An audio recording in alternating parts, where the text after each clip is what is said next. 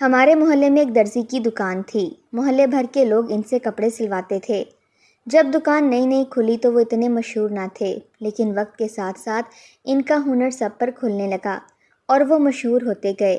ان کے ہاتھ میں بہت صفائی تھی، وہ پختہ کار درزی تھے۔ تبھی محلے کے اطراف سے بھی لوگ ان سے کپڑے سلوانے کو آنے لگے۔ بیٹھ جی ٹیلر اتنے مشہور ہو گئے کہ شہر بھر سے لوگ واسکٹ اور شیروانیاں سلوانے کو آنے لگے۔ بیٹھ جی بابا مسلمان تھے، لیکن انہوں نے نام سکھوں والا رکھا ہوا تھا۔ دراصل جب بر صغیر کا بٹوارا ہو رہا تھا، وہ بھی قافلے والوں کے ساتھ ہجرت کر کے آ رہے تھے۔ جب وہ مشرقی پنجاب کے ایک گاؤں تک پہنچے تو بلوائیوں نے حملہ کر دیا۔ کافی مسلمان مارے گئے، لیکن ایک سکھ نے، جس کا نام بیٹھ جی تھا، ان کو اور ان کے کنبے کو کسی طور بچا لیا اور اپنے گھر میں چھپا لیا۔ اس طرح ان کے اور ان کے خاندان کے افراد کی جان بچ گئی۔ تبھی انیس احمد اس سکھ کے اتنے مشہور ہوئے کہ انہوں نے پاکستان صحیح سلامت پہنچ کر اپنا نام انیس سے بیٹھ جی رکھ لیا، تاکہ اپنے محسن کو کبھی نہ بھلا سکیں۔ یہ گویا اس احسان کا بدلہ تھا جو بیٹھ جی نامی سکھ نے ان پر کیا تھا۔ وہ ایک باکمال درزی تھے، لہٰذا نئے وطن آ کر بھی اپنے ہی پیشے کو اپنایا۔ بڑی دقتوں سے کرائے پر دکان حاصل کی اور اپنے ہنر سے روزی کمانے لگے۔ پاکستان آنے کے 7 ماہ بعد بیٹھ جی کی بیوی نے ایک مردہ بچے کو جنم دیا اور اللہ کو پیاری ہو گئی۔ بیٹھ جی اپنی بیوی کو بہت چاہتے تھے، وہ ان کی زندگی کی ساتھی اور دکھ سکھ کی شریک تھی۔ بیوی کی موت کا ان کو اس قدر غم ہوا کہ وہ گمسم ہو کر رہ گئے۔ کئی دن گزر گئے، حتیٰ کہ 2-3 ماہ وہ اس صدمے سے نہ نکل سکے۔ اب ان سے کام بھی نہ ہوتا تھا۔ کپڑے سینے بیٹھتے تو الٹی سیدھی سلائیاں کر کے رکھ دیتے۔ ایسی غلطیاں ہونے لگیں کہ سارے کپڑے کا ستیہ ناش ہو جاتا۔ شیروانی کا پاجامہ بن جاتا، پاجامے کا کرتا بن جاتا۔ ایسی ذہنی کیفیت ہوئی کہ کام پر گرفت باقی نہ رہی۔ اس طرح چند دنوں میں بیٹھ جی کی ٹیلرنگ کی دکان بند ہو گئی۔ ہاتھ پر ہاتھ دھر کر بیٹھ جانا 100 بیماریوں کی ایک بیماری ہوتی ہے۔ بیٹھ جی کی بھی ذہنی حالت بگڑنے لگی۔ خالی وقت میں سوچے اپنا دائرہ اس قدر تنگ کرنے لگی کہ انہیں اپنا دم گھٹنے کی تکلیف ہو گئی۔ جب اندر کی سوچ ان کی روحانی دنیا میں حبس کی سی کیفیت پیدا کر دیتی تو بار بار پانی پیتے، گلے پر ہاتھ رکھتے، ہاتھ ملتے اور پھر بے ہوش ہو کر گر پڑتے۔ باپ کی اس عجیب بیماری سے ان کا 20 سالہ بیٹا وقار اور بہو روشن آرا بہت پریشان تھے۔ انہوں نے کئی ڈاکٹروں کو دکھایا، سبھی نے کہا کہ ان کو کوئی بیماری نہیں ہے، بس ذہن پر دباؤ ہے۔ زیادہ غم کرنے سے ان کی ایسی حالت ہو جاتی ہے۔ خوش رہیں گے تو خود بخود ٹھیک ہو جائیں گے، اور خوش رہنا بیٹھ جی کے اپنے بس کی بات نہیں تھی۔ ابھی وہ سنبھلنے نہ پائے تھے کہ خدا نے ان کو ایک اور کڑی آزمائش سے دوچار کر دیا۔ ہوا یہ کہ ایک روز صبح سویرے وقار سو کر اٹھا تو دیکھا نل میں پانی نہیں آ رہا تھا۔ سردیوں کی آمد تھی، اسے مسجد جانے کی جلدی تھی۔ تبھی اس نے صحن میں رکھے گھڑے کا پانی بالٹی میں ڈالا اور نہا لیا۔ جب نماز پڑھ کر آیا تو اسے اپنا سر بھاری بھاری لگا۔ گھر آتے ہی وہ چکرا کر بستر پر گر پڑا۔ تبھی اسے تیز بخار نے آ لیا، ہاتھ پاؤں میں کھنچاؤ شروع ہو گیا اور وہ زور زور سے سر کو ادھر ادھر مارنے لگا۔ بیٹھ جی بیٹے کی یہ حالت دیکھ کر گھبرا گئے اور بھاگے بھاگے حکیم صاحب کو بلا لائے۔ حکیم نے وقار کی حالت دیکھی تو کہا کہ اسے ڈبل نمونیا ہو گیا ہے۔ یکدم گرم کمبل سے نکل کر ٹھنڈے پانی سے اس نے نہا لیا ہے۔ تبھی ٹھنڈ نے پکڑ لیا، اس کی زندگی خطرے میں ہے، فوراً ہسپتال لے جائیں۔ روشن تو روتے روتے نڈھال ہونے لگی۔ رحم دل پڑوسی اپنی گاڑی پر ہسپتال لے گئے۔ بہرحال ڈاکٹروں نے اپنی پوری کوشش کی، مگر وقار کی زندگی تھوڑی تھی، وہ جانبر نہ ہو سکا اور 3 دن بے ہوش رہنے کے بعد خالق حقیقی سے جا ملا۔ بیٹھ جی تو پہلے ہی دل گرفتہ تھے، بیٹے کی موت نے رہی سہی امید بھی ختم کر دی، جینے کی آرزو باقی نہ رہی، دیوانوں سی حالت ہو گئی۔ کم سن بہو کو اپنی بیوگی کا غم کچھ کم تھا کہ نیم پاگل سسر کو بھی تھامنا پڑ گیا۔ اب بیٹھ جی ایک زندہ لاش تھے، چلتے تو ہوش نہ ہوتا کہ کدھر پاؤں پڑ رہے ہیں اور کدھر کو راستہ ہے۔ گھر آتے تو بہو روتی ہوئی ملتی، باہر جا بیٹھتے تو گلی محلے کے لڑکے چھیڑتے، بال الجھے ہوئے، میلے کپڑے، بچے جان کر پتھر پھینکنے لگے۔ محلے پڑوس کے لوگ اچھے تھے، وہ اس کنبے کے حالات جانتے تھے، اس لیے ہمدردی کرتے تھے۔ عورتیں روز ہی روشن کے پاس آتیں، اس کو تسلی دیتیں، سمجھاتیں، مدد بھی کرتیں۔ یوں زندگی کی گاڑی آگے جا رہی تھی، مگر یہ ہمدردیاں کب تک رہتیں؟ پیٹ کا دوزخ تو اپنی کمائی سے ہی بھرتا ہے۔ ایک پڑوسن نے روشن کو مشین لے دی، دوسری نے سلائی کٹائی میں مدد کی۔ اس طرح اس کا کچھ دھیان بٹا اور اس نے گھر بیٹھے سلائی کا کام شروع کر دیا۔ آس پاس کی سبھی عورتیں روشن سے کپڑے سلوانے لگیں۔ یوں ایک تو کچھ پیسے آ جاتے اور دوسرا روز کوئی نہ کوئی عورت گھر آ جاتی اور کپڑے سلوانے کے بہانے تھوڑی دیر بیٹھ جاتی، ادھر ادھر کی باتیں کرتی۔ باتوں باتوں میں پتہ چل جاتا کہ آج روشن کا چولہا ٹھنڈا پڑا ہے۔ وہ کچھ ڈھارس دیتی، ہمت بندھاتی اور گھر جا کر جو پکا ہوتا اس میں سے کچھ کھانا بھجوا دیتی۔ اس طرح بیٹ جی کی بہو کا نہ صرف دل بڑھا بلکہ اس کا رجحان کام کی طرف ہو گیا۔ وہ سسر کو بھی سمجھاتی کہ چچا صبر کرو، جو قسمت کا لکھا تھا ہو گیا، اب رونے دھونے سے کچھ نہ ہوگا، آپ بھی دوبارہ دکان شروع کر دیں، کب تک تالا پڑا رہے گا، اللہ پر بھروسہ رکھیں، جلد ہم برے حالات سے نکل آئیں گے۔ سسر کو تو یہ غم کھایا جا رہا تھا کہ اگر میں بھی مر گیا تو جوان بہو کا کیا ہوگا، جو میرے بعد بالکل تنہا رہ جائے گی۔ روشن بیٹ جی کی سگی بھتیجی بھی تھی، جو انہیں بیٹی کی طرح پیاری تھی، تاہم وہ دکان پر نہ بیٹھ سکے، اس پر ابھی تک تالا پڑا ہوا تھا اور دکان کا مالک بار بار تقاضا کر رہا تھا کہ کرایہ بڑھا دو ورنہ دکان خالی کرو، کسی دن تالا توڑ کر تمہارا سامان باہر پھینک دوں گا اور جو پچھلا کرایہ تم پر واجب ہے وہ بھی کھڑے کھڑے وصول کر لوں گا، اگر تم نے نہ دیا تو پھر تمہاری بہو تو ہے ہی، ہم کو کرایہ وصول کرنا آتا ہے۔ اس دھمکی نے بیٹ جی کا کلیجہ کاٹ کر رکھ دیا۔ انہوں نے اپنی سلائی مشین فروخت کر کے کرایہ ادا کیا، پھر بھی پوری ادائیگی نہ ہوئی۔ اب فروخت کرنے کو کچھ نہ تھا، دکان بہو واپس نہ کرنے دیتی تھی کہ گھر کے نزدیک اور مناسب جگہ پر ایسی دکان پھر نہ ملے گی۔ بالآخر بیٹ جی کو پھر سے دکان کی جانب متوجہ ہونا ہی پڑا۔ ان کا زیادہ وقت دوسروں کی دکانوں پر بیٹھ کر گزرتا تھا۔ ان دنوں وہ کافی بیمار بھی رہتے تھے، گلی میں چلتے چلتے گر پڑتے اور بے ہوش ہو جاتے۔ بہو آ کر منہ پر پانی کے چھینٹے مارتی، ہاتھ پاؤں ملتی اور سہارا دے کر گھر کے اندر لے جاتی۔ اس طرح محلے کے کچھ آوارہ خصلت لڑکوں نے اپنی گندی ذہنیت کی وجہ سے الٹی سیدھی باتیں کرنا شروع کر دیں۔ یہ باتیں تیر کی طرح بیٹ جی کے دل کو لگیں۔ ایک روز بہو سے کہا، بیٹی روشن آرا، آج تم سے ایک بات کہنی ہے، میری بات کا ہرگز برا مت ماننا۔ بیٹی، تم دوسری شادی کر لو، محلے کے دکاندار کئی رشتے بھی بتا رہے ہیں۔ چچا، اگر میں نے شادی کر لی تو آپ کا کیا ہوگا؟ آپ کو کون کھانا دے گا؟ آپ تو در در کی ٹھوکریں کھائیں گے۔ سسر نے کہا، بیٹی تو میری پرواہ مت کر، اگر تو نے شادی نہیں کی تو میں خودکشی پر مجبور ہو جاؤں گا۔ یہ دنیا بری جگہ ہے، چاچا ہم یہ محلہ تبدیل کر لیتے ہیں۔ ہم یہ محلہ تبدیل کر لیں گے تو اگلے محلے والے ہمیں تنگ کریں گے۔ جگہ بدل لینے سے لوگ نہیں بدلتے، یہاں محلے کے آوارہ لڑکے تمہارے بارے میں غلط فکریں کہتے ہیں، وہاں بھی کہیں گے۔ چاچا، پھر مجھے چند دن سوچنے کا موقع دو، میں آپ کو ایک ہفتے کے بعد اپنے ارادے سے آگاہ کر دوں گی۔ محلے کی ایک بیوہ عورت خالہ محمودہ روشن کے پاس سلائی کے کپڑے لے کر آیا کرتی تھیں۔ وہ محلے کے بہت سے گھروں سے کپڑے جمع کر کے اس کو لا دیتی تھیں۔ اسے سلائی کی اجرت میں سے تھوڑا سا کمیشن خالہ کو دے دیا کرتیں، یوں روشن کو خود گھر گھر جانا نہیں پڑتا تھا۔ اس روز محمودہ خالہ آئیں تو اس نے روشن کو بہت پریشان دیکھا۔ پریشانی کی وجہ پوچھی تو روشن رونے لگی اور تمام احوال بتا کر کہا، خالہ تم ہی میری مدد کر سکتی ہو، مجھ پر ایک احسان کرو، تم چاہو تو میری پریشانی دور ہو سکتی ہے۔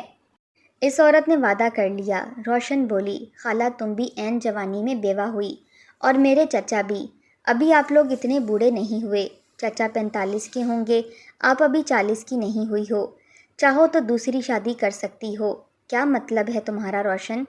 محمودہ خالہ نے حیرت سے پوچھا۔ میرا مطلب صاف ہے، روشن نے ہاتھ جوڑ کر التجا کی، آپ کا کوئی سہارا نہیں، کوئی کفالت کرنے والا نہیں ہے، کبھی کسی کے گھر کام کرتی ہیں، کبھی کسی کے گھر 2 وقت کی روٹی کی خاطر خادمہ بن جاتی ہیں، در در بھٹکتی ہو، اس سے اچھا ہے کہ میرے سسر سے نکاح کر لو، کم از کم یہ گھر تو تمہارا اپنا ہو جائے گا اور سب کی زبانیں بھی بند ہو جائیں گی، میں چچا اور تمہاری خدمت کروں گی اور تم عزت کی زندگی جیو گی۔ روشن نے اس طرح بلک کر التجا کی کہ حالات کی ستائی ہوئی محمودہ بھی کچھ سوچنے پر مجبور ہو گئی۔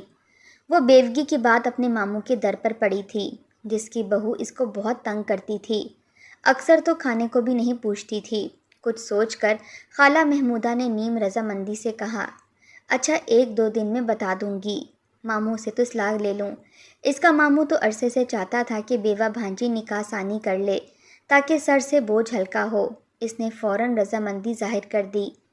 4 روز گزرے تب روشن نے سسر سے کہا کہ میں نے مسئلے کا حل سوچ لیا ہے، ساری بدنامی دور ہو جائے گی اور آپ کو بھی سکون مل جائے گا۔ وہ کیسے بیٹی؟ آخر کون سا ایسا حل تم نے سوچ لیا ہے؟ چچا میں آپ کا نکاح خالہ محمودہ سے کروانا چاہتی ہوں۔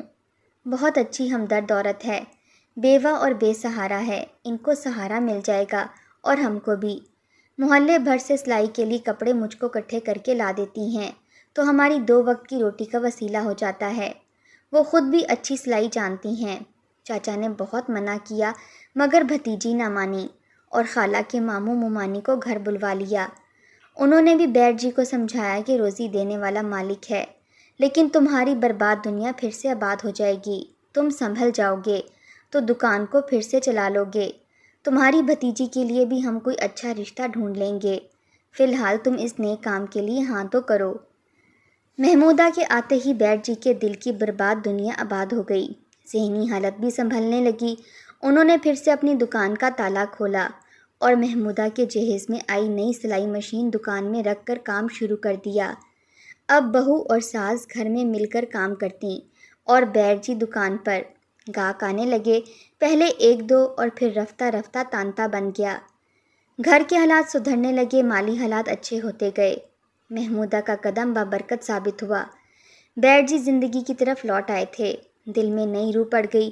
خدا کی شان کے نکاح کے 3 ماہ بعد محمودہ امید سے ہو گئی۔ روشن بہت خوش تھی، بیٹھ جی کے گھر لڑکے نے جنم لیا۔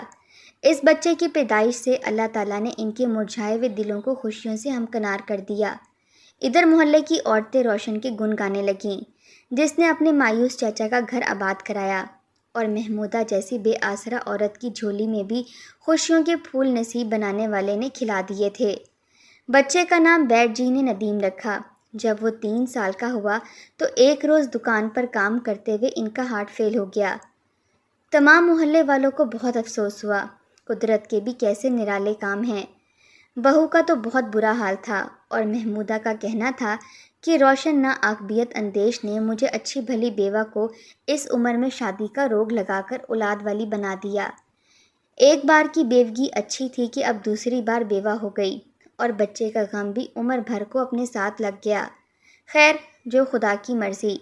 دونوں عورتوں نے کچھ دن رو دھو کر پھر آپس میں سمجھوتا کر لیا اور اب 1 سے 2 تھیں، مل بیٹھ کر بات چیت کر لیتی تھیں، کٹھے سلائی کر کے گھر کا گزارا کرنے لگیں۔ ندیم 5 سال کا ہو گیا تو اس کو اسکول میں داخل کرا دیا۔ جب 14 برس کا ہوا تو محمودہ بیمار پڑ گئیں، علاج ہوا، مرض بڑھتا گیا۔ بالآخر کینسر کی آخری سٹیج پر پتہ چلا کہ یہ خاتون چند دنوں کی مہمان ہیں۔ روشن اور ندیم بہت روئے۔ ایک دن محمودہ نے روشن کو بلا کر کہا کہ میرے ٹرنک کا تالا کھولو، اس کی تہہ میں ایک ڈبہ ہے، اس ڈبے کو کھولو جس کے اندر ایک لفافہ ہے جو تمہارے چچا بیٹھ جی نے اپنی وفات سے چند روز قبل مجھے دیا تھا اور کلام پاک پر مجھ سے قسم لے کر وعدہ لیا تھا کہ اس لفافے کو مت کھولنا، یہ میری امانت ہے، اور تب ندیم کو دینا جب وہ 18 برس کا ہو جائے۔ کسی مجبوری کے سبب لفافہ روشن کے حوالے کرنا، لیکن اس سے بھی کلام پاک پر قسم لے لینا کہ وہ ندیم کی 18 سال کا ہو جانے سے قبل ہرگز نہ کھولے گی، ورنہ قیامت کے دن میں اسے معاف نہ کروں گا۔ روشن نے قسم کھائی اور لفافہ نہیں کھولا، تاہم یہی سمجھتی رہی کہ اس مکان کی ملکیت سے متعلق ہو سکتا ہے جو وہ اپنے بیٹے کے نام کرنا چاہتے ہوں۔ جب ندیم 18 برس کا ہو گیا تب روشن نے ایک روز اس کو اپنے پاس بٹھا کر کہا، میں یہ لفافہ تمہاری امانت سمجھ کر تمہارے حوالے کرتی ہوں۔ خدا جانے میری زندگی کے کتنے دن باقی ہیں۔ میں نے چچی سے لفافہ لے لیا تھا مگر ان سے کیے ہوئے وعدے کے مطابق اس کو نہیں کھولا، اب اس کو تم خود کھولو۔ یہ کہتے ہوئے روشن بیٹھ جی اور محمودہ چاچی کو یاد کر کے رونے لگی۔ ندیم کی آنکھوں سے بھی آنسو بہہ نکلے۔ اس نے کہا، روشن بھابی، اس لفافے کو آپ ہی کھولیں گی، آخر اتنے عرصے تک جب کہ امی جان کا بھی انتقال ہو گیا آپ نے اسے نہیں کھولا۔ مجھے قسم کا پاس تھا، میں امانت میں خیانت کو ٹھیک نہیں سمجھتی۔ میں خود کو آزمائش میں ڈالنا نہیں چاہتی تھی۔ پھر میرے تمہارے علاوہ ہے ہی کون جو میں تم سے خیانت کرتی؟ اگرچہ آدھا مکان میرے والد صاحب کی ملکیت میں آتا ہے، لیکن دل سے سوچ لیا تھا کہ میں اپنے حصے کی یہ وراثت بھی تمہارے نام لکھ دوں گی، کیونکہ میں نے تمہاری دیکھ بھال بھابھی کی طرح نہیں، ایک ماں کی طرح کی ہے۔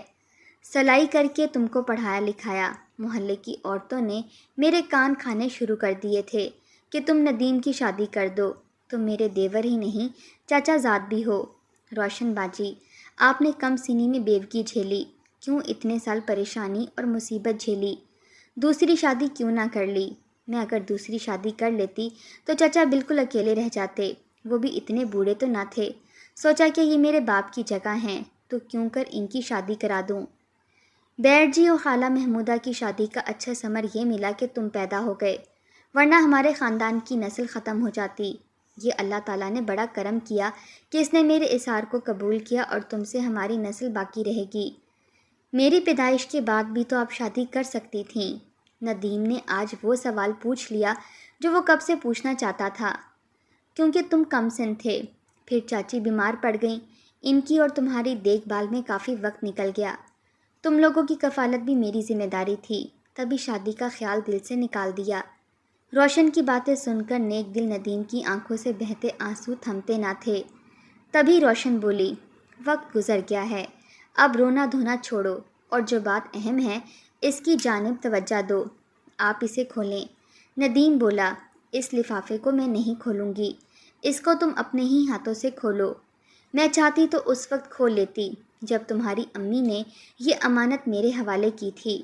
بہرحال ندیم نے وصیت کا کاغذ کھول کر پڑھا۔ لکھا تھا، میرے پیارے بیٹے ندیم، میری خواہش کا احترام کرنا اور شادی میری بھتیجی اور اپنے بڑے بھائی کی بیوہ روشن آرا سے ہی کرنا۔ روشن تم سے بڑی صحیح، مگر اس سے کچھ فرق نہیں پڑتا، تم دونوں میری اس آخری خواہش کو ضرور پورا کرنا۔ والد کی تحریر پڑھ کر ندیم تو ششدر رہ گیا۔ روشن بھی سوچ میں پڑ گئی کہ چاچا یہ کیسی وصیت کر گئے ہیں، تاہم نہ چاہتے ہوئے بھی دونوں بیٹ جی کی اس خواہش کا احترام کرنے پر مجبور تھے۔ ندیم اس تحریر کو لے کر محلے کے مولوی صاحب کے پاس چلا گیا تاکہ اس کی بے چین روح کو سکون مل جائے۔ مولوی صاحب نے بھی کچھ ایسی دانائی اور دانشورانہ طریقے سے بات کی کہ ندیم کو قائل کر لیا۔ مولوی صاحب نے کہا کہ بیٹا، ویسے تو باپ کی اس ہدایت کا ماننا یا نہ ماننا تمہاری اپنی مرضی پر ہے۔ تمہاری بیوہ بھابھی کو اگر تم سے نکاح کرنے پر اعتراض نہیں ہے، جو تمہارے دل کا فیصلہ ہو اس پر تم آزاد ہو، اور دین میں نکاح کے لیے تمہاری اور جس کو تم شریک حیات بناؤ اس کی قبولیت اور مرضی بھی اہمیت رکھتی ہے۔ تم روشن بی بی سے پوچھ لو کہ وہ راضی ہیں کہ نہیں۔ ندیم نے گھر آ کر روشن سے بات کی۔ وہ کہنے لگی کہ میں بھی روحانی طور پر چچا جان کی اس تحریر سے پریشان ہو گئی ہوں، چاہتی ہوں کہ تم مجھے مولوی صاحب کے پاس لے چلو۔ مولوی صاحب ایک سمجھدار انسان تھے، انہوں نے روشن سے کہا، فیصلہ اور مرضی آپ کی اپنی ہیں، لیکن اگر آپ دونوں کا دل مانیں تو یہ بھی اچھا فیصلہ ہوگا۔ بہرحال جو فیصلہ کریں سوچ سمجھ کر کریں۔ روشن نے کافی سوچا، محلے کی کچھ خیر خواہ ملنے والیوں سے بھی تذکرہ کر کے مشورہ لیا۔ انہوں نے یہی مشورہ دیا کہ اگر ندیم راضی ہو تو تم انکار مت کرنا۔ دونوں نے سوچ بچار کے بعد بالآخر یہی فیصلہ کیا کہ وہ بیٹ جی مرحوم کی خواہش کا احترام کریں گے اور ان کی ہدایت پر عمل کریں گے۔ جب دونوں کے دل ایک دوسرے کو قبول کرنے پر راضی ہو گئے، تب انہوں نے مولوی صاحب سے کہا کہ وہ اپنی رضا اور خوشی سے ایک دوسرے کی شریک زندگی بننا چاہتے ہیں۔ روشن بیوگی کا دکھ سہ چکی تھی اور محنت مشقت کر کے اتنے برس برے حالات سے لڑتی رہی، جبکہ ندیم کا بھی اس کے سوا کوئی نہ تھا۔ دونوں ایک دوسرے کا بہت خیال اور احترام کرتے تھے۔ یہ فیصلہ انہوں نے جذبات سے نہیں سوچ بچار سے کیا تھا، تبھی یہ شادی ان کو راس آ گئی۔ شادی کے بعد وہ پرسکون ہو گئے۔ اللہ تعالیٰ نے انہیں 3 بچوں سے نوازا۔ یوں انہوں نے خوش و خرم زندگی گزاری۔ عمروں کے فرق کی وجہ سے جب روشن زیادہ عمر رسیدہ ہو گئی تو اس نے ندیم کو اجازت دی کہ وہ بے شک اپنی مرضی اور خوشی سے دوسری شادی کر سکتا ہے، لیکن اس نے دوسری شادی روشن کی زندگی میں نہیں کی۔ البتہ اس کی وفات کے بعد ایک محلے کی لڑکی سے شادی کر لی جو روشن کو چاہتی تھی۔ اس نے روشن کے بچوں کو اسی طرح خیال رکھا جیسے کہ روشن نے ندیم کا رکھا تھا۔